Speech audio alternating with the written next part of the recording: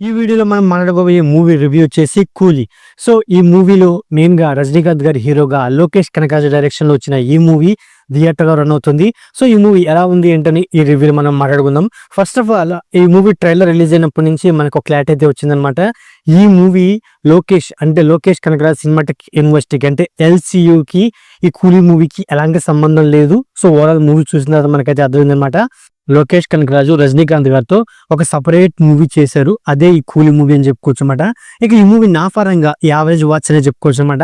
ఈ మూవీలో మెయిన్ గా రజనీకాంత్ గారి కోసం అండ్ అలాగే నాగార్జున గారి విలనిజం కోసం అండ్ అలాగే మిగతా యాక్టర్స్ అయిన ఉపేంద్ర గారు, శోభిన్ షా గారు అండ్ అలాగే అమీర్ ఖాన్ గారు, సో వాళ్ళందరూ ఈ మూవీలో ఉన్నారు. జస్ట్ వాళ్ళ క్యారెక్టర్లు ఏంటని తెలుసుకోవడానికి ఈ మూవీ నా పరంగా చూడొచ్చు అని చెప్పుకోవచ్చు అనమాట. అండ్ అలాగే ఈ మూవీలో స్టోరీ వీక్ గా ఉన్నప్పటికీ లోకేష్ కనకరాజ్ గారి యొక్క డైరెక్షన్, తన స్క్రీన్ పై మూవీని కొంతవరకు ఎంగేజ్ చేస్తారని చెప్పుకోవచ్చు అనమాట. అండ్ అలాగే ఈ మూవీలో ఫైట్ సీన్స్ కూడా ఈ మూవీకి మరో ఎంగేజ్ అని చెప్పుకోవచ్చు అనమాట.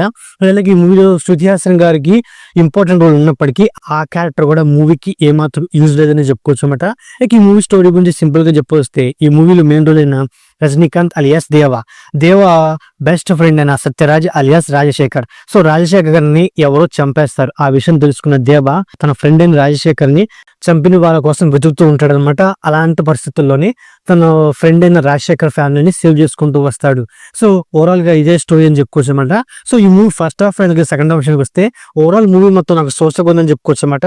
మెయిన్ గా ఇంటర్వెల్ బ్యాంగ్ అండ్ అలాగే సెకండ్ హాఫ్ లో వచ్చే ఒక లేడీ మీద వచ్చి ఒక ట్విస్ట్ మెయిన్ అట్రాక్షన్ నిలుస్తుంది అని చెప్పుకోవచ్చు అనమాట.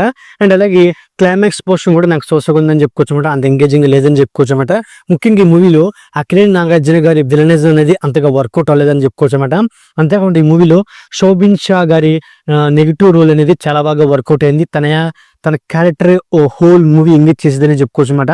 బట్ ఆ క్యారెక్టర్ కి ఫినిషింగ్ అనేది ప్రాపర్ గా ఇవ్వలేదని నాకైతే అనిపించింది అని చెప్పుకోవచ్చు అనమాట.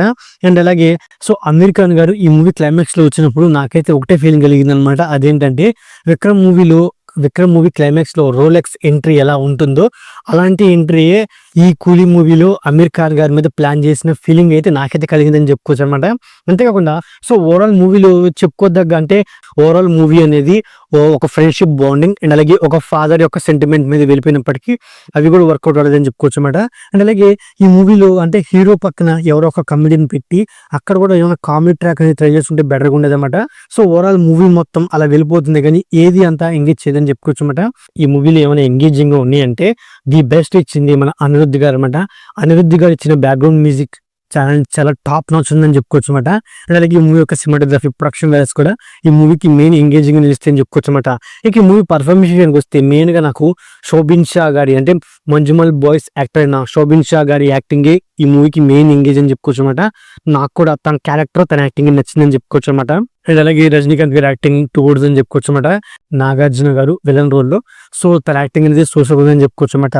సో ఓవరాల్ గా ఇదండి కూలీ మూవీ రివ్యూ. నా రివ్యూ నచ్చినట్లయితే ఈ వీడియోకి ఒక చిన్న లైక్ అలాగే మన ఛానల్ ని సబ్స్క్రైబ్ చేసుకోండి. Okay, thank you all.